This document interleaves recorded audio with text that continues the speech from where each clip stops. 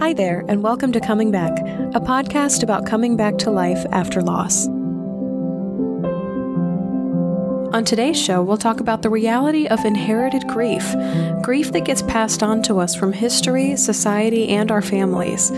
Also on the show, I'll answer a listener question about the grief of lost soulmate love, and I'll talk about a deceptive yet dangerous practice called spiritual bypassing.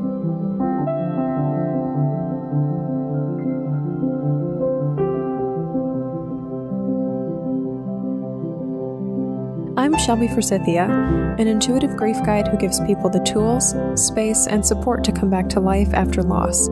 My mom's death in 2013 set me on the path to becoming a lifelong student of grief, and I use what I learned to equip others with the knowledge to heal and remind them that they are not alone. Because even through grief, we are growing.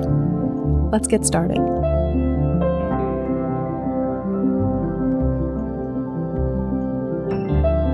Good morning, everybody, and welcome to another episode of Coming Back.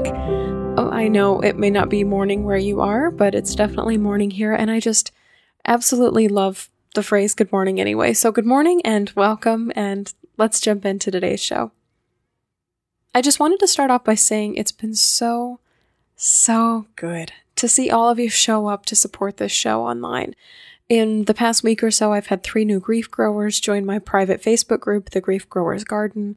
I've gotten 2 absolutely amazing and lovely reviews for the show in iTunes, and the download numbers for the show have doubled what they were in May of this year. So I am so stoked to see all of you taking a real interest in the stories and the resources and the ideas and the quotes and just the phrases and thoughts and beliefs that we share here on Coming Back. And I just wanted to say thank you for continuing to support this heart work of mine. You are seriously incredible. Thank you. Today's show, the lineup I have for you is weirdly but not so weirdly interconnected. It's going to be more spiritually leaning than the past couple of episodes I've done, which really speaks to the intuitive part of my title, which is Intuitive Grief Guide. So at the beginning of the show, in the opener today, I'm going to talk to you about the dangers of a practice called spiritual bypassing and how that's related to grief. For our listener question today, I'm going to talk about the hidden heartbreak of soulmate love across lifetimes, and I'll do a little bit of backstory on lifetimes and the definition of a soulmate. And for the heart of the episode, I really want to talk to you about a spiritual belief called inherited grief or ancestral grief, the idea that we carry the griefs of past generations and the world around us with us every day. And I am so excited to just lay out this spiritual buffet for you today. It's something I love talking about. It's something that's very new for me, but I absolutely love relating grief to all of these spiritual concepts. So I hope you enjoy. So I first came across the concept of spiritual bypassing while listening to another podcast. It's called The Jen Mavros Show. And the host, Jen, who is also an intuitive, was talking to author Danielle Laporte, who is also an intuitive, about how crappy it is to use all of the awesome, wonderful, harmonious ideas that spirituality provides us with to cover up the fact that we're angry or sad or upset, or that something big is happening in our lives. Spiritual bypassing, which is a term that was originally coined in the 80s by John Wellwood, is basically, quote unquote, forgetting to feel the bullshit and jumping straight to everybody's got their karma. It's all a part of the plan. Everything happens to a reason. Think good thoughts. The difference between spiritual bypassing and just plain old denial or dismissal of feelings is that spiritual bypassing literally substitutes quote-unquote good ideas and feelings for quote-unquote bad ones. So on the outside, it doesn't even seem like we're running from our pain and our grief. It seems like we're embracing it. Spiritual bypassing, from what I understand and what I can feel about it, is a tricky concept because not only are we encouraged to stifle grief by society and by the people around us, we're encouraged by our religions, our beliefs, our spiritualities to rush right into forgiveness, to rush right into incorporating our losses into our lives, to rushing right into making our grief and our pain and our getting screwed over by life work for us and our picture of ourselves. And if we're not making it work for us, we're attracting negativity or wallowing in self-pity or bringing down the good vibrations. Spiritual bypassing is literally us ignoring the fact that we need those vital moments to say, hey, that really hurts, or hey, that's not fair, or hey, I don't feel safe anymore. And instead, using these overly positive, quote unquote, fluffy, I love this word, fluffy, spiritual teachings to detach from our pain. Robert Augustus Masters, the author of the leading book on spiritual bypassing called Spiritual Bypassing, actually has a line on his website that says spiritual bypassing, avoidance in holy drag. Oh my goodness. Talk about some shade being thrown at our absolute highest spiritual beliefs. In her interview with Jen Mavros, Danielle Laporte says flat out, you can't just steamroller over your pain. And I could not agree more. And I am guilty of this. I am so guilty of this. Us folks in the quote-unquote spiritual or enlightened or woke/awake communities take this innate pride in our ability to see life zoomed out, to see our entire story as stitched together by the universe, to notice, remember, and appreciate the fact that we've been here before and are learning valuable lessons just by living out our lives here on Earth. But believing in these spiritual truths cannot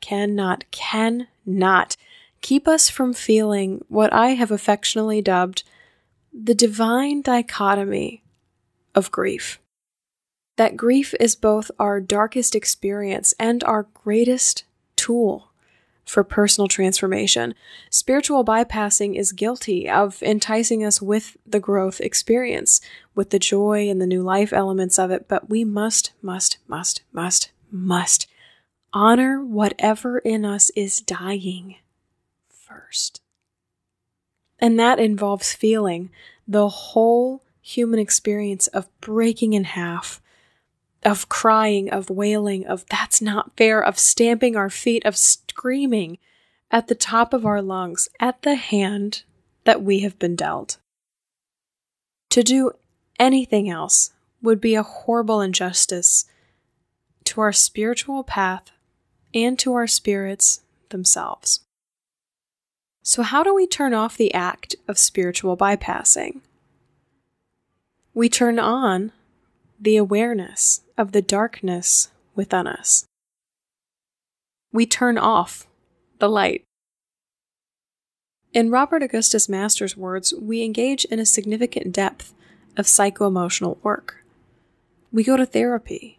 We find a support group. We don't forgive people until we're good and ready to. We give up the picture of ourselves as nice, kind, and enlightened, and instead take on this new divine dichotomy picture of nice and cruel, kind and victim, enlightened and deeply struggling. We cannot erase our pain. We cannot spiritually bypass it by just chalking it all up to, oh, it's all in the plan. In Brené Brown's words, which I absolutely love her books and her work, she says, you can't skip day 2. We can't skip the work. We can't skip the darkness. We can't skip the death. We have to give it its place in our lives, its seat at the table. We deserve that. Are you engaging in spiritual bypassing? What spiritual phrases or beliefs do you hold that have prevented you from grieving? I would love to hear from you. So leave a voicemail for the show at 312-725-3043 or email me, shelby@shelbyforsythia.com. I've got more spiritual stuff heading your way on this episode, so up next I'll answer a listener question about soulmate love and grief for past lives.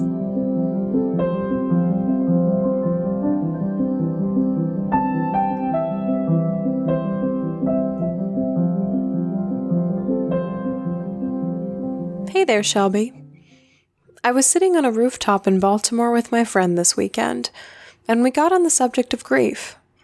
We were having a moment and checking in with our feelings, and I found out that he had the same questions about grief that I did. I tried scanning some of the grief sources that you share on your Facebook page to find the answer, but nothing seemed to fit. I'm taking this as a sign from the universe to dip into some confidence and ask. Here's my question. What would you call it when you can sense that you've already grieved for someone in a past life, and you already accept that you can't be with them in this life? What is the name for the feeling you have that you can't explain that compels you to want to see their life play out and be happy without being committed to you? When the beginning of your relationship starts with already accepting the end, a grief story in reverse. With all of my soulmates, I carry grief in the background, a small part of me longing to know more about the life where we fit together. But regardless of that sense of loss, we choose to be independent of each other in this life, and it makes us genuinely happy. When my friend and I were debating all of this, we decided it's not the grief you get from a breakup, because there's no sense of finality, and it's not rooted in any negative history or energy. We're not grieving the loss of a relationship that we built together because we're actively choosing to build something else in this life. But there is this sense of loss we can't explain, and we were just really bugged by trying to figure out how to articulate it. Thanks so much for your help, Alum. Hi, Alum. What a cool question. Thank you. I love how thought out this is and how you've already compared this undetermined grief to other griefs you know already, like breaking up or losing a friendship. I actually have never heard of this kind of grief before, but I have experienced it in my own way, and because of that, I think I might have an answer for you. Let me break my interpretation of the situation down, though, for any listeners who may not have worked with the idea of soulmates or past life beliefs before. So, in many schools of thought, remember we're keeping on the spiritual train today, there's a belief that we have all been here before. It's kind of like reincarnation, where our souls have visited the planet we call Earth multiple times before and have lived countless lives. And the point of us living all these lives is not to get more money or figure out how to climb the ladder or find the one true match for us. It's to learn lessons about life and love and God/the universe so we can remind ourselves of the wholeness and beauty that we come from, the fact that we are never truly separate from the divine. We experience different talents and gifts each lifetime, different social and political circumstances, and different family dynamics. So, within these spiritual circles and schools of thought, there are teachings about soulmates. And they believe, and I believe, and it sounds like our writer Alum definitely believes, that we have more than one soulmate. So soulmates are not the Hallmark Channel everybody gets one once in a lifetime thing. Soulmates are people we have spent past lives with and really ignite our spirits and help us grow by their presence. We are often in very, very deep love with them the instant we meet them, or we recognize them on this deeper level than just knowing them in this life. If you've ever had a friendship or a romantic relationship with someone who you feel like has known you forever, they are probably a soulmate to you, as in you have spent previous lifetimes together on this earth. And soulmates are not limited to romantic partnerships, contrary to what Hallmark and Lifetime will tell you. They can be siblings, friends, parents, aunts, uncles, teachers, co-workers, or absolute total strangers. Who was your brother in one lifetime on this earth can show up as your best friend, or your study buddy, or your romantic partner, or your teacher in another. No matter what their relationship is to you, it's generally defined as a soulmate relationship by that instant click of knowing, the bond of having had a history before, whether you can recognize it consciously or not. So, Alum's question is, what is the grief that's felt by meeting soulmates in this lifetime, knowing you've been with them before in previous lifetimes, and not being able to be physically with them in this lifetime? What if I've met someone I know was my father or my wife or my best friend or my younger brother in a previous lifetime, and I love them with all of my heart and everything in me, and for whatever reason, we cannot and we are choosing to not be together in this lifetime?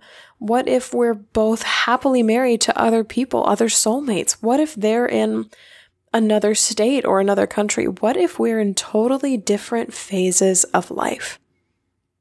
What if we both know we're soulmates to each other, but have truthfully, honestly, and willingly opted to remain separate from each other in this lifetime? My dear Alum, I love this question. And I think that what you and your friend were talking about on that rooftop in Baltimore, the pain that you were feeling at a soul level, is the grief of disconnection. The pain and heartbreak you're feeling is the soul's felt limitation of having a physical body and living on a physical plane here on the earth. Your soul knows, and I imagine your soulmate's soul knows too, that our soul's truth, our divine origin, is infinite and whole and connected. We are never separate from anyone or anything. So the grief of disconnection comes when we have to face the reality here on earth that for whatever reason, our divine, whole, infinite self has chosen to make itself smaller, to fragment itself into these tiny little pieces in order to live and to learn lessons on the earth. It's the grief of disconnection to know that you've lived past lives with and intensely, fully, truly loving hundreds of people walking the earth right now at this very moment, and yet you only get to interact with 4 or 5 or 10 of them in this lifetime. It's the distress and the sadness of having to choose what your life path and your partners will be for you in this lifetime, while simultaneously holding the knowledge that you are never truly separate from anyone or anything. It just feels that way. And it is a grief story in reverse. I absolutely love that phrase from you. It's the most heartbreaking moment of a chick flick without all of the buildup. You've met your soulmate. You know they're your soulmate. They know that you're their soulmate. You both love each other as much as life itself, and yet something about one or both of your chosen life paths makes it so you can't be together this go around. It doesn't mean you won't be happy with the lives that you create. It doesn't mean that your lives are somehow unfulfilled or empty without each other. It doesn't mean that you failed at your mission here on earth. It just means that you are both making the active, conscious choice to be apart in this lifetime. The grief of disconnection. We don't choose who we love. We can't. We simply love them. But we can't always be together in the ways that we want to in the physical world, in the ways that we quote unquote should be. Of course, you're going to wonder about your history together. Of course, you're going to dream about what the future could have held for you had you chosen to include them in your story. Of course, they're still going to keep their soulmate status in your heart and your mind. You just won't be with them as wholly and fully as you'd like to be in this lifetime, and that is definitely grief. The sadness of separation, the joy at watching them create a life they love while you create a life you love, all at the same time. The anger at whatever circumstances or situations are dividing you, and the relief at knowing that your time apart won't be very long in the grand scheme of things. Yeah, that jumbled feeling of emotions, that jumbled ball of emotions, this is all grief. The grief of disconnection. Yes to a life before. Yes to a life after. But not this lifetime. Not now. Not this time. Share this with your friend Alum. I am so curious to know what he thinks of this response to this question you're both pondering. Am I close? Am I getting warmer? And thank you so much again for your question. You have given all of us so much to think about in this episode. If you've felt the grief of disconnection in this lifetime, whether it's with a romantic partner, a family member, or a friend, leave a voicemail for the show at 312-725-3043 or email Shelby at shelbyforsythia.com. We would absolutely love to hear your thoughts. You can also ask your own question to be featured on the show, again by leaving a voicemail at 312-725-3043 or by emailing shelby@shelbyforsythia.com, and you can find both of these contacts in the show notes always. Next up, I'll talk about the concept of inherited grief and what our past pain can tell us about our present.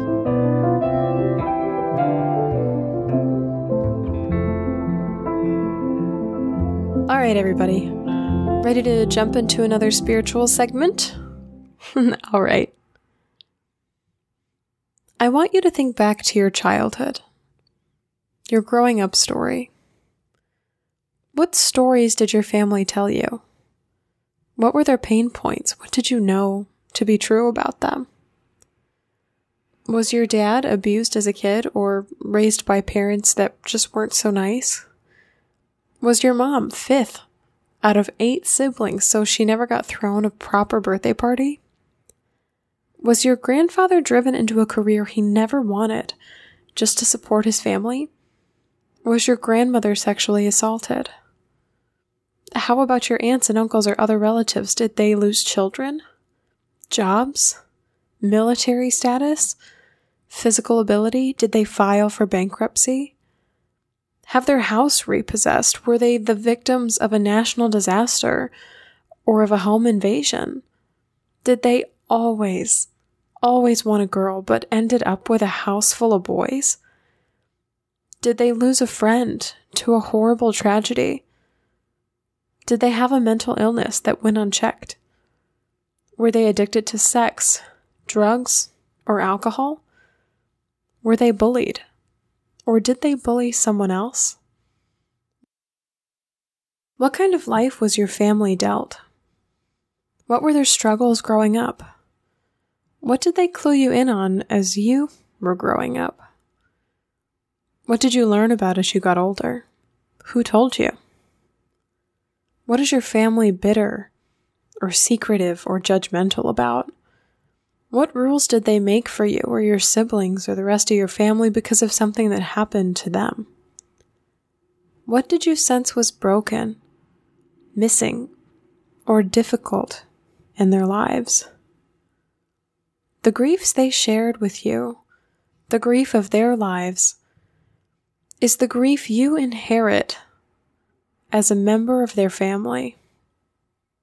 It's not a choice that you get to make. As a matter of fact, their grief is just part of the hand that you're dealt in this lifetime. It's called inherited grief, and it's what I really want to delve into in our in-depth topic today. Inherited grief can come to us from any family member.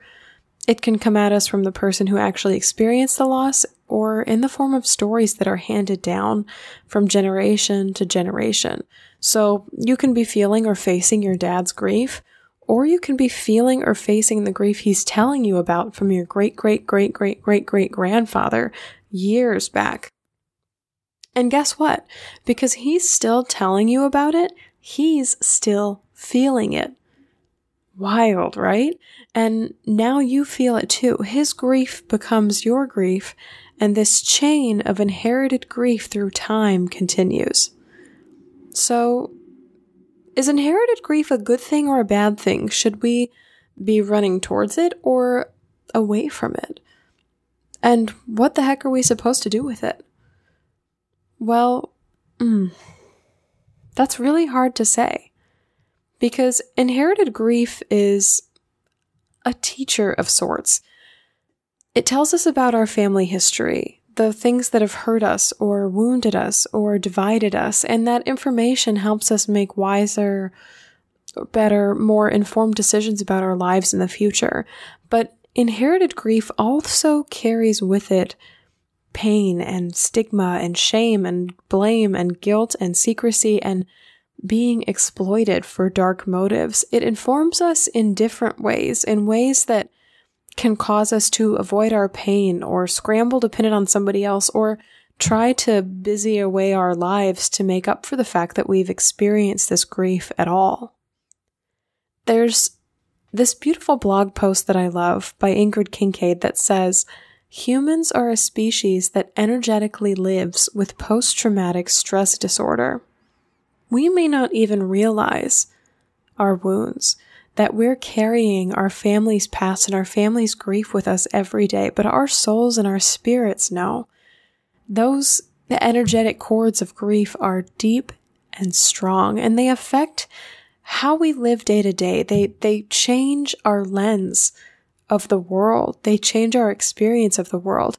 Have you ever noticed that families carry certain patterns or habits or repeated griefs with them?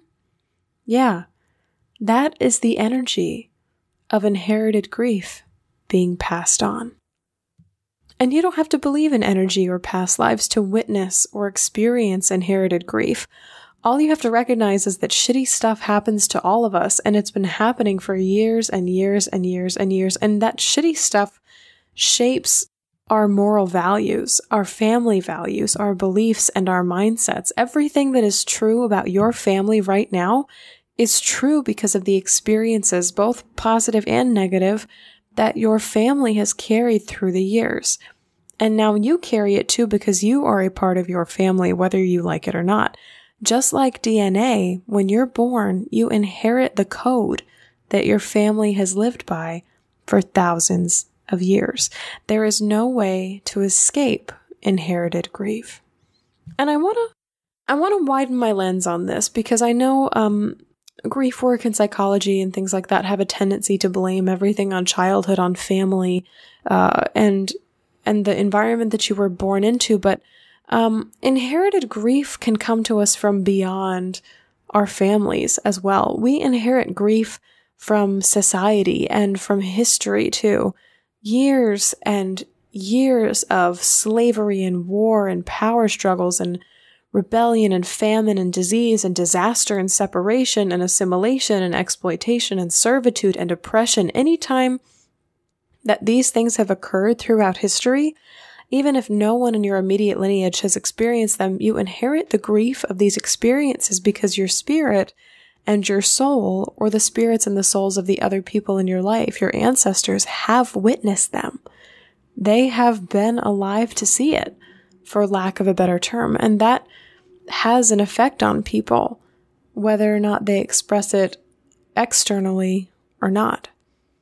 So to give you some examples, inherited grief is the outcry of the feminist movement, a worldwide tribe of women and their counterparts mourning the rape and abuse and silencing they have faced since the patriarchy came to power.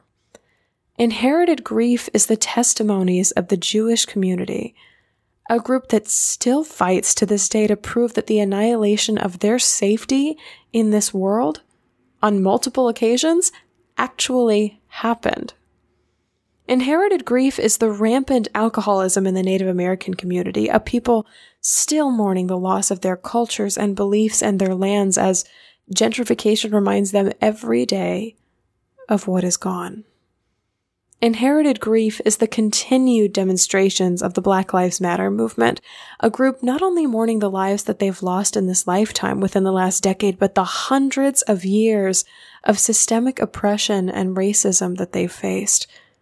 Inherited grief is the worldwide pride parades held by the LGBT community, an international family who has struggled and fought and died to be able to love who they love and be who they are out in the open. Inherited grief is the momentum behind the successful election of Donald Trump by a party so devastated by the state of the world today, they took action they knew how to take on the promise that the lives that they once knew could be restored again. Why are we still talking about the things that we lost? Why does grief get inherited? Because these griefs have not yet been heard. I'll say it again. Why are we still talking about the things that we lost?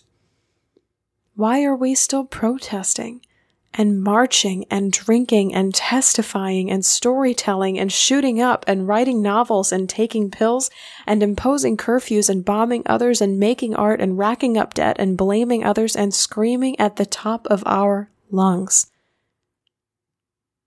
Because we have not yet been heard. That's the thing about inherited grief, and that's really what I want to get at and talk about today. Inherited grief gets passed down and passed down and passed down and passed down until it is heard, until it's acknowledged for the pain and the heartbreak and the anguish. It exists in your soul and your spirit until it is heard and released. My lovely grief growers, we think we are so far from or separate from these events of the past. We think that because they happened years or decades or centuries ago that they can't touch us, that time, chronological time, separates us, that time has somehow healed all of the hurt and the grief that we've experienced. We think that the only things we've lost through history are lives, but we've also lost beliefs, truths, ways of being, traditions, and dreams. In the realm of the spiritual, time is not linear. Time does not even exist. Past, present, and future exist all at once. So if we carried grief 100 years ago, chances are we're still carrying it in our family today. Inherited grief is the Industrial Revolution. Your creativity is not worth anything unless it's productive. Inherited grief is colonization. Your feelings and natural truths are not real. Don't believe them. You don't belong to yourself anymore. Inherited grief is war and torture and battle. Don't let the enemy see your weaknesses. You must fight to get what you want. Inherited grief is the Middle Ages. If you don't think our way, you are not one of us. Inherited grief is 9/11. You are not safe in this world. These are the stories of our ancestors and our families, the mentalities that we live by, the griefs that consciously and unconsciously rule our lives.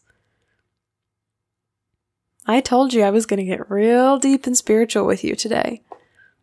Are you having fun? I just want to say here, I am so proud of you for listening this far.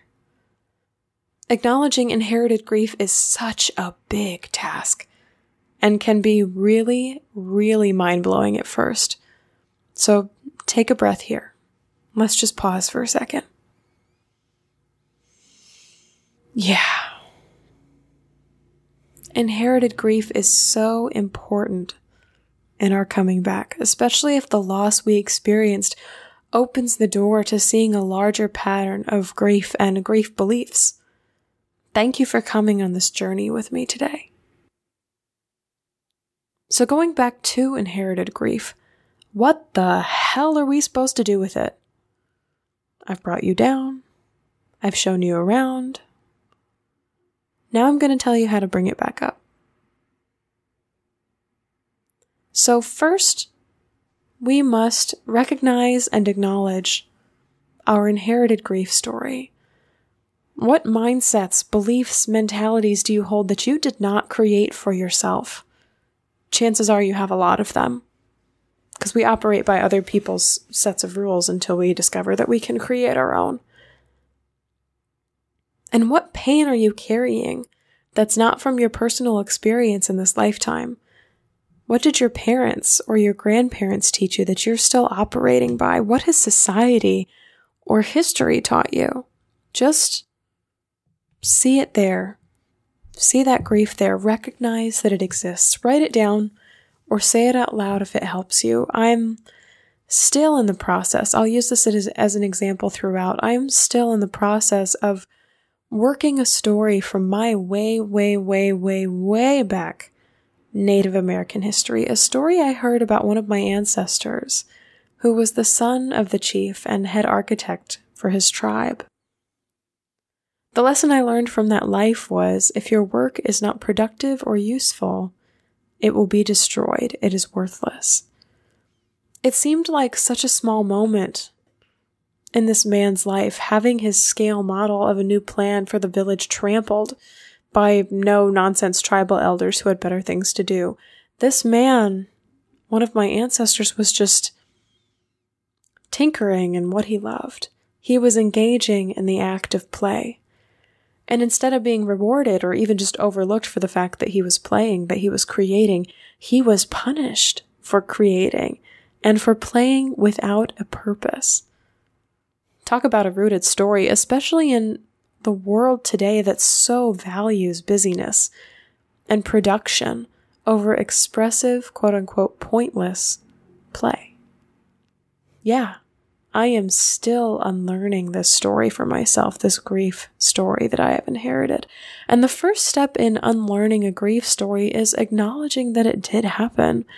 Your story could be like mine, but it could also be about your safety as a woman in this world, your duty and obligation as a man, your membership of a certain race or class or community, your place as the oldest or youngest sibling, the success or failure or stability of your romantic relationships, your mental health or sanity, your service to your country, your loyalty to your work or your family or your art. Your inherited grief could be about anything. What have your ancestors loved and lost? Acknowledge those patterns. See those griefs. The second part of this is to feel into the story. This is the day 2 that I was talking about from the intro. This is the act of turning the lights off, feeling into the darkness. And how this looks will depend widely on your spiritual practice, but to give you a visual, this is very much like acknowledging a friend or a family member's grief who's sitting right across from you in real life. So for me, I'll call in the energy of my ancestor into my space. I'll sit with their story again. And I'll empathize and relate to the best of my ability with the information that I've been given. So calling this man into my space. Hearing his story. Really? My God, that's awful. To destroy a piece of art you were making just for fun. I am so sorry that that happened to you. It seems so pointless and unnecessary and cruel, and yet it sounds like it changed how you felt about your creativity and your work forever. You know, I had a similar experience when I was taking the school bus home when I was 5. I had made this paper windsock that I was taking home from art class to show my mom, and this big 5th grade bully marched right up to my seat on the bus and ripped it clean in two. I got off the bus in tears that day because I couldn't understand why anybody would do that. It was my art and I had made it, and it just seemed so unfair. I learned on that day, and probably from carrying your story too, that if I'm going to create something, it better be through productive or useful outlets. And I also learned that I couldn't safely display my art or my creativity in public without the possibility of it being destroyed. God, that's amazing, isn't it? That just small moments like that, such small moments, have shifted how we feel about our creativity and our art and being able to play. I am really sorry that that happened to both of us. Thank you for telling me your story. It's really a privilege to know this about your life. Here I'll tell you that I always like to emphasize a thank you at the end of this communication, because that really acknowledges that you've heard and you've seen their story. And you can do this in your head, you can do this written down, you can do this out loud. But you were saying, I am accepting the transmission of your grief, pain and heartache received, heard, acknowledged. The last thing you want to do in addressing inherited grief is to look at how their story, how this inherited grief is serving you. Does it fit into your life now? What lessons do you want to take? What lessons do you want to release? Another podcast I really like called Wild and Holy did an interview with Rob Bell this past Monday, and he was talking about history and past traditions. He said, maturity is not discarding everything in our pasts. It's going back through the past and deciding systematically what we need to keep and what we need to discard. I think a true sign of spiritual maturity with inherited grief is not just shrugging off the grief our families have experienced once we've acknowledged it, not just leaving it there in a big pile. It's really going back through their stories and determining what works for us, what lessons are at the heart of their grief, what's important to remember, what are they really trying to teach us beyond the pain. For my story with this male Native American ancestor, it's looking more and more like the idea of create despite. Play and create despite what no-nonsense elders think of you or your work, despite the bullies.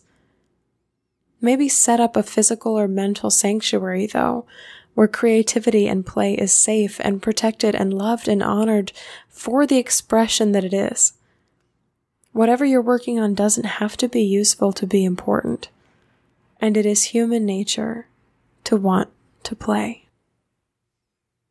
For you, these lessons that you take with might look like trust the men in your life, but be aware of the signs of men who still believe in the traditions of the old days. Protect and shelter your children from harm, but let them see you cry. Take up your weapons and fight for something you believe in, but know that your personal values are just as important as the values of the country you're fighting for. You may lose the children, the babies you're trying for, but don't let that keep you from trying. It's okay to hold on to dreams, but know that your dreams are always subject to change. Set up your life for security and stability, but know that the joy of loving always contains the possibility of heartbreak. Don't close off your heart because of grief. Wow, wow, wow, wow. Grief growers, how many of these ring true for you? What are your ancestors telling you? What ancestral or inherited grief stories are you itching to get working on now? What patterns and beliefs construct your life that you have yet to question, but you know are rooted somewhere back there in the past? How many of those patterns and beliefs go back before you can remember? Probably a lot more than you think. I'll put in a disclaimer here and say be careful in this exercise not to totally dismiss the grief and the pain of your relatives. Be sure you do day 2.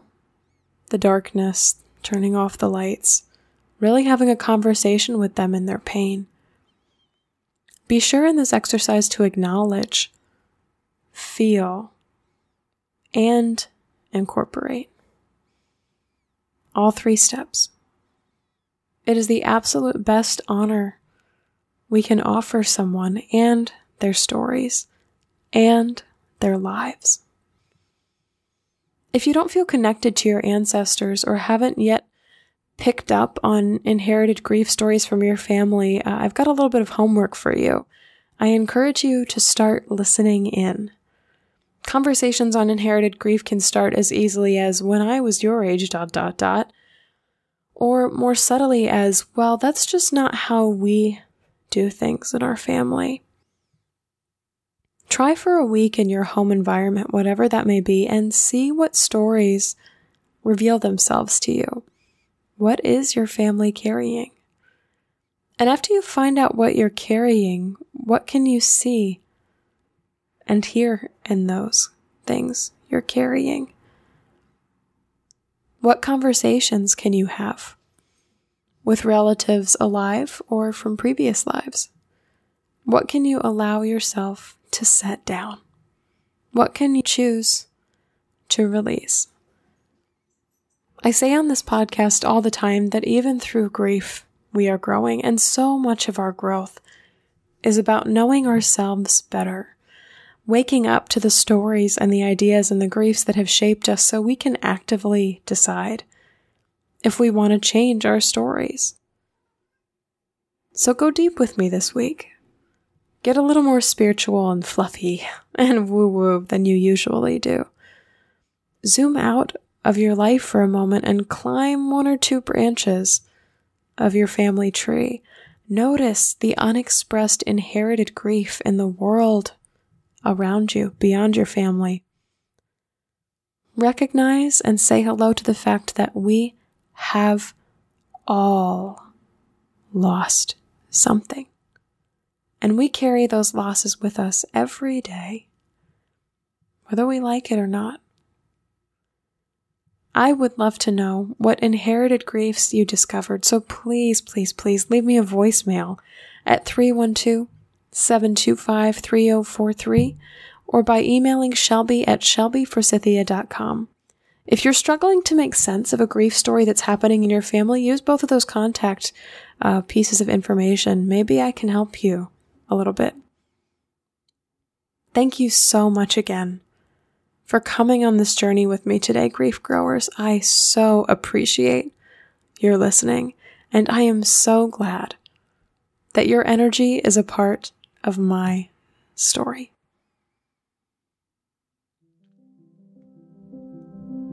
So that's all for this episode of Coming Back. I hope you enjoyed the spiritual leanings that this episode provided, and I'm so grateful to our listener who asked a question, the universe, and the other podcasts that I'm listening to for just inspiring me to knit the show together in this way. This was definitely a fun one to create. Please rate, review, and subscribe to this podcast. Our audience is growing every single day, and having your voice out there, your reviews out there, your membership in the private Facebook group, The Grief Growers Garden, just having you out there as a energetic thumbs up to the work that I'm doing is such a beautiful way to keep the conversation on grief going with me, but also with everybody else in your sphere who's experiencing loss right now. Send them this way in whatever way that you can, whatever way feels right to you. I trust that you'll know how. Thank you always, always, always to the amazing, talented Addie Goldstein for composing our music. You can find me on Facebook at Shelby Forsythia, Intuitive Grief Guide, Instagram at Grief Guide Shelby Forsythia, or simply shelbyforsythia.com. If you'd like to leave a question or a comment for a future show, I know I mentioned this in every segment today, you can definitely leave a voicemail at 312-725-3043 or email me, shelby@shelbyforsythia.com, subject line podcast. As always, always, and especially today, it was so beautiful sharing this space and time with you. I see you. I am proud of you and the work that you're doing in the world. And I love you. Because even through grief, we are growing.